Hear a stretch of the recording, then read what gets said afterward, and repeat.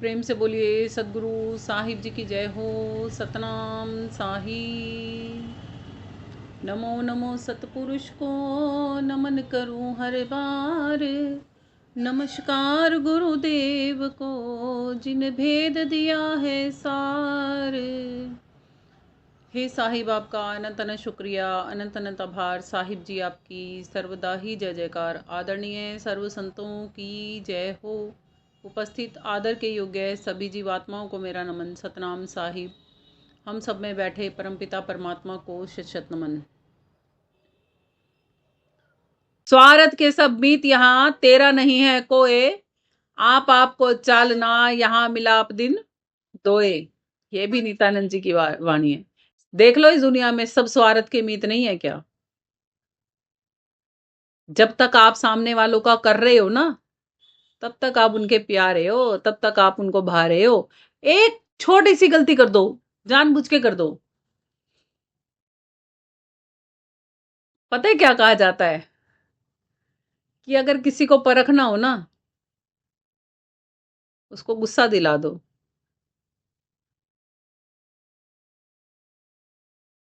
अगर वो गुस्से में भी आपसे प्यार कर सकता है ना, तो वो सच में आपको चाहता है।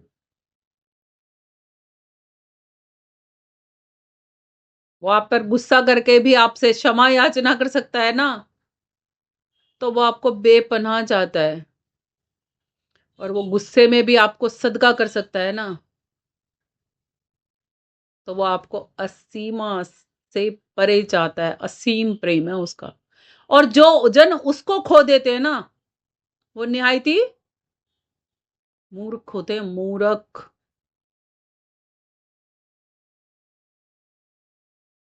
समझे? मान लो मैंने आपको गुस्सा दिला दिया किसी बात के लिए, तब आपकी परख हो जाएगी मुझे कि आप मेरे को कितना चाहते हो। क्योंकि आप ये समझोगे कि उसने मुझे गुस्सा क्यों दिलाया, क्या गलती करी थी मैंने। अगर आप ये समझ रहे हो और आपको नहीं भी समझ में आ रहा, तो आप सामने से पूछ रहे हो कि क्यों किया आपने मेरे साथ ऐसा, क्या कारण था, क्या किया था मैंने ऐसा।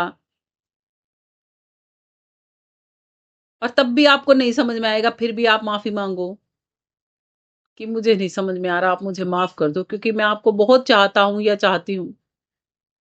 और फिर अगर सामने वाला माफ ना करे तो वो ही मूर्ख हुआ ना।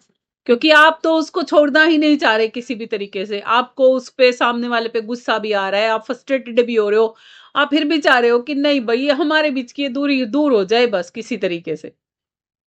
और फिर भी आप उसको खो दो, या मैं आपको खो दूं, तो बेवकूफी हुए ना। इतना चाहने वाला संभलता नहीं है, कम कम लोगों पे संभाला जाता है वो। ऐसा चाहने वाला दिलदार मिलता नहीं है। और मिलने के बाद कोई संभाल नहीं सकता। इसीलिए कहा जाता है हीरा एक जगह पर टिकता नहीं है। और जिसकी उंगली में हीरा टिक जाता है ना, लोग टिकने नहीं देते, चमकना पत्थर कह कह के ना गिरवा ही देते हैं। कहते हीरा ना बहुत कीमती होता है, बहुत कीमती होता है, इतना कीमती होता है, इतना कीमती होता है कि पड़ोसन को दिखा दिया ना, तो पड़ोसन कहेगी है हीरा थोड़ा ना, चमकना पत्थर है।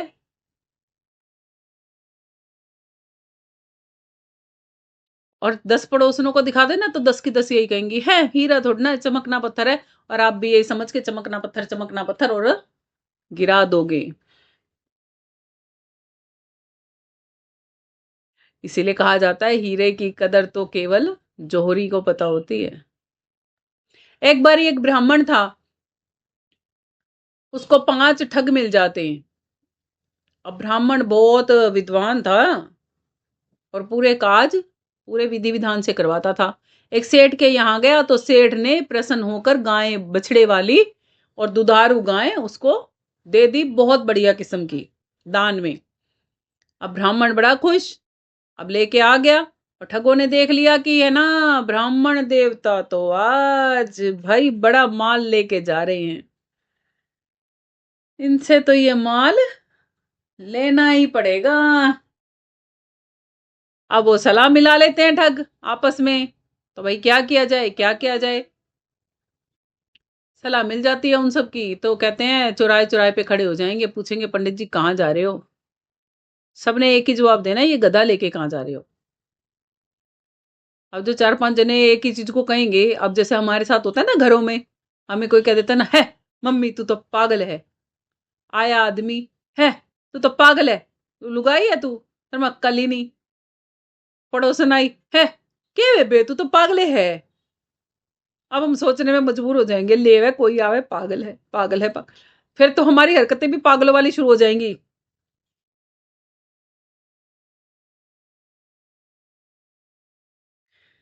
पूछेंगे क्या हो गया, है मैं तो पागल ही हूं। मैं तो कहेगा बेरे ही नहीं, मैं तो पागल ही हूं। हो जाएगा ना हमारे साथ शुरू। क्यों? तो चार जनों के कहते ही हमने उनका असर जो ले लिया अपने ऊपर, अपना खुद का विवेक नहीं लगाया। जो हमें पागल कहता है वास्तव में वो खुद पागल होता है, इसलिए कहता है। अब सोच लो तुम पागलों के डॉक्टर हो, डॉक्टर भी तो पागलों के बीच में रहता है। मगर अपनी पहचान खुद को पता होगी तभी तो कहोगे। अब हॉस्पिटल में चले जाओ पागलों वाले में, वहां पे तुम्हें क्या पता कौन पागल है और कौन डॉक्टर है। अब पागल डॉक्टर की ड्रेस पहन के अगर खड़ा हो जाए तो पहचान करने से ही तो पता चलेगा। डॉक्टर खुद से बता देगा पागलों के 10 रोग ऐसे ऐसे इस प्रकार के होते हैं, समझ में आ जाएगी ना। अगर वो डॉक्टर खुद को एक्सेप्ट कर ले कि मैं पागल हूं, तो उसको डॉक्टर की कुर्सी पे कौन बैठने देगा, बैठने देगा? उसको तो फट बंद करेंगे पागलों के साथ में। तो अब उस ब्राह्मण देवता को क्या करते हैं, वो ठगने के लिए पहले पूछते हैं, पंडित जी राम राम। राम राम। कहाँ से आ रहे हो पंडित जी? एक सेठ के गया था, उजमन करवाया था, तो उसने मुझे गौदान में दी है, वही लेके घर जा रहा हूं। गऊ कहाँ है? पंडित जी आपके साथ में तो ये गधा पकड़ के कहाँ जा रहे हो? तेरा पागल हो गया क्या, गधा कह रहा है। ये दुधारू गाय हैं, बछड़े के साथ दिया उसने मेरे को, ये बछड़ा नहीं दिख रहा साथ में? कह रहा मुझे तो 2 गधे दिख रहे हैं साथ में। अच्छा, कोई बात नहीं, आगे चला गया पंडित, बोला ये पागल है, छोड़ पर है इसको। अब पंडित थोड़ा सा और आगे गया, फिर दूसरा, और पंडित जी कहाँ चले गधे को पकड़ के साथ में? उन्हें सीधा यही बोल दिया, गधे को पकड़ के। पंडित सोचने लग गया थोड़ा थोड़ा सा, अरे ये इन लोगों को गधा क्यों दिख रही है, तो गाय, हाथ फेर के देखता है, हाँ है तो गाय। चलो फिर चल देता है आगे, थोड़ा सा और आगे जाता है। एक वो जो तीसरा ठग होता है ना, वो साइड में से ऐसे निकल रहा होता है और पंडित जी से बोलता नहीं है ऐसे सीधा, कहता है आजकल तो पंडितों की भी मती मारी जा रही है, गधे की सवारी कर रहे हैं, गधे को साथ में ले लेके डोल रहे हैं। पंडित का दिमाग फिर ठनकता है कि भाई ये क्या हो रहा है मेरे साथ में। ये जाता जाता भी बोल रहा है आदमी, गधा पकड़ रखा है, गधा पकड़ रखा है। इतने थोड़ी सी और आगे पहुंचा, फिर चौथा ठग खड़ा था, उसने फिर बोल दिया, पंडित जी का घर आने ही वाला था, थोड़ा सा रास्ता रह रहा था। कह रहा ले बता, पंडिता की भी अकल मारी गई, गधे ने पकड़ के घूमा, कुमार तो गधे पकड़े देखे थे, ये पंडित भी गधे पकड़ने लग गए। अब पंडित का तो खोपड़ा पूरा ही घूम लिया, कहता अब ये ले गया ना घर पे, अर्पणता नहीं जाते ही पिटेगी कि गधा पकड़ लाया, तेरे को बना दिया उसने पागल। कोई बात नहीं, उस जजमान को तो फिर देख लूंगा, अब मैं इसका क्या करूं, इसको कहाँ छोड़ूं। तो पांचवा जो ठग था ना, वो भिखारी सा बना घूम रहा था। किसी को पकड़ाना भी तो है ना, वो कोई तो लेके उड़ेगा ना उसको। पंडित कहता है ये गरीब सा दिख रहा है, ले इसी को पकड़ा देता हूँ, इसी का कुछ काम चल जाए। जैसे ही उसको डोरी पकड़ाई,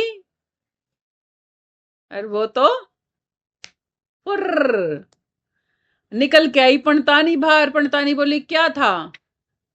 कह रहा क्या था, उसने तो ठग लिया मेरे को, आज सेठ के घर गया था, गधा पकड़ा दिया गाय कह के। कह रही क्या करा आपने? कह रहे देख वो जान लग रहा उस गरीब ते दे दिया। कह रही ओ मूर्ख पंडित, गाय है गाय, ले आ बछड़े वाली गाय है, कहाँ दे दी। अब ठग किसके हाथ आते हैं देख लो, ऐसे ही जीवन खो रहे हो आप अपना, कि ठग ठगते रहेंगे ऐसे ही हमें। अब ये कर दे, अब वो कर दे, अब यूं कर दे। और असली में पंडित जी अपनी गाय खो बैठेंगे। अब कहाँ हो आप पंडित जी? आ जाओ ब्रह्म ज्ञानियों, ब्रह्म में रहना शुरू कर दो, वरना तो ये नीचे वाले 5 ठग तो आपको यूं ही खाते रहेंगे। आपकी गाय रोज ले जाएंगे बछड़े वाली उड़ा उड़ा के। समझे? तो इसीलिए हमारे गुरुजी सिखाते थे कि हीरे को संभाल के रखो। हीरा तहां ना खोलिए जहां कुजड़ों की हाट, बांधो चुपके मोटरी और लगो अपनी बाट। किसी को बताने की भी जरूरत नहीं है तुम हीरा ले रहे हो। और हीरे जैसी तो स्वासा है हमारी, ले भी रहे हो और दे भी रहे हो लोगों ने हरी फंड में। इसीलिए संतों ने कहा है, जन्म धोखे में खोए दियो, खोए दियो जी खोए दियो, जन्म धोखे में खोए दियो। ना गुरु भक्ति ना साधु की सेवा, ना शुभ कर्म करो, जन्म धोखे में खोए दियो। आगे कहते हैं साहिब कि वृद्ध भये पर नाम भजत हैं। अब बुढ़े हो चुके हैं, अब नाम भजने की सुधाई है।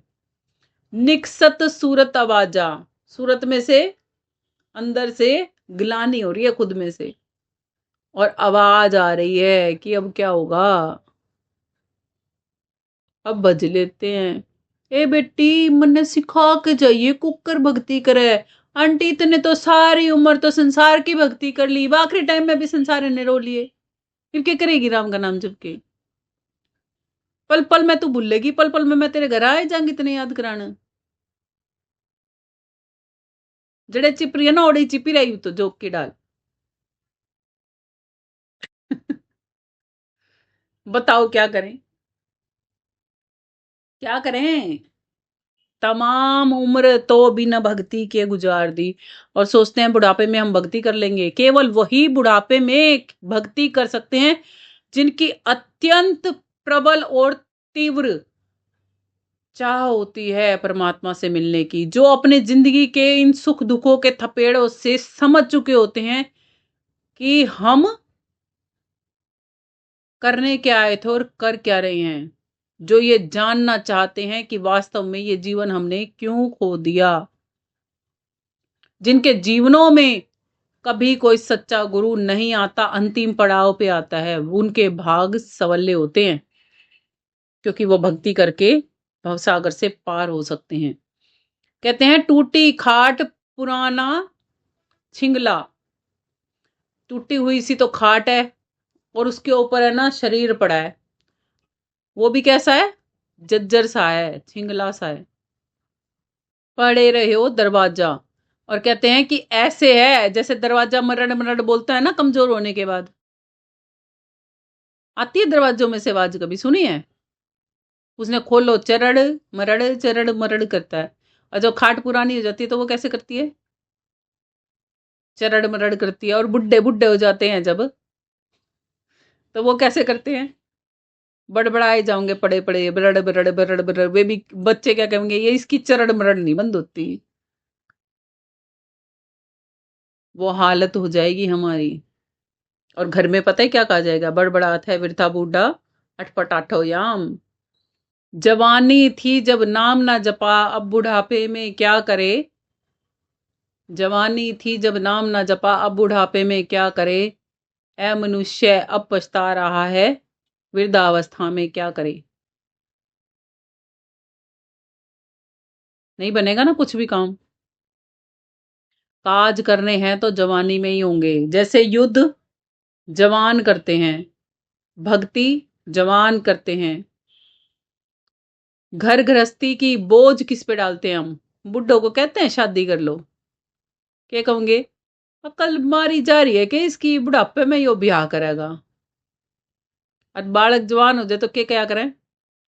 कुछ अकल लिया, कुछ अकल लिया तेरा ब्याह करांगे।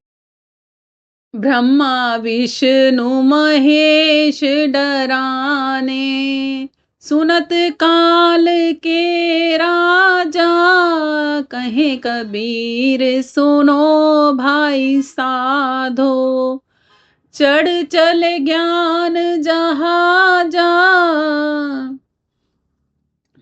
अपना काहे ना सवारे काजा। तो क्या कहते हैं, ब्रह्मा विष्णु महेश्वर को भी जिनसे डर लगता है ना, वो है काल, इस दुनिया के राजा। और ज्ञान जहाज में अगर नहीं चढ़ोगे तो बज जाएगा तुम्हारा बाजा। क्यों? काल का नगाड़ा सिर पे हर समय बज रहा है,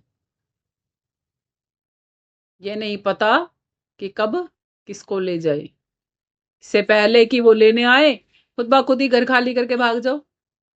जैसे चिड़िया भाग गई थी, घोंसला तो चिड़िया ने भी बना रखा था ना खेत में, क्या किया, उठ के वहां से दूसरी जगह बनाकर वहां उड़ गई। तो यहाँ पे इतने वो नगाड़ा बजाने, यानी कि यहाँ पे काल आए अपनी फसल काटने, ओ चुजे, ओ चिड़िया के बच्चे उड़ जाए। परमात्मा को तो कोई चिड़िया भी नहीं समझता। हमने तो आपको परमात्मा भी चिड़िया की तरह बता दिया कि कैसे होता है, उसके साथ उड़ जाओ, वो चिड़िया उड़ना जानती है। वो किसान उड़ना नहीं जानता। किसान कौन है? मन है। वो उड़ना नहीं जानता, वो इसने यही दुनिया बसानी है, वो यहीं रहेगा फसलें काटने में। आप चिड़िया के बच्चे हो तो आप चिड़िया के साथ उड़ क्यों नहीं जाते? उड़ जाओगे तो फायदे में रहोगे, कहते हैं, क्योंकि ये तो ब्रह्मा विष्णु और महेश को भी नहीं छोड़ता। इनकी भी काल अवधि है, समय अवधि है, इनको भी आवागमन में रहना पड़ता है। कहें कबीर सुनो भाई साधो, चढ़ जाओ ज्ञान जहाजा। और अगर अभी भी नहीं ज्ञान जहाज में चढ़े ना, फिर तो नानक जी ने बता रखा है। क्या बता रखा है? लग 84 भरम दिया मानुष जन्म पायो, कहे नानक सतनाम संभाल नहीं सो दिन नेड़े आयो।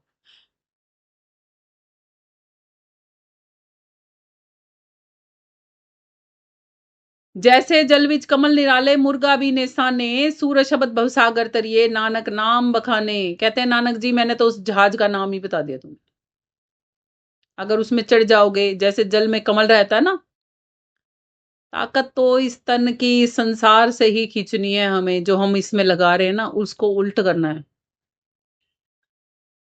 संसार ऐसे, बाहर से संसार वालों के साथ लड़ना नहीं है। ओए पति, ओए घर के बच्चों, ओए चलो एक साइड दफा हो जाओ, मेरे मैं तो भगवान की हो गई बस। ये तो अहंकार आ गया, फिर कहीं ना लेके जाता भगवान। उनका सह प्रेम करते करते, अपने लिए भक्ति का समय निकालते निकालते, धीरे धीरे धीरे धीरे धीरे धीरे चले जाओ। बाहर से छोड़ दो संसार को, बाहर जिसका काम कर दिया, जितना कर दिया हो गया, बस छुट्टी, चलो भाई एक साइड लगो।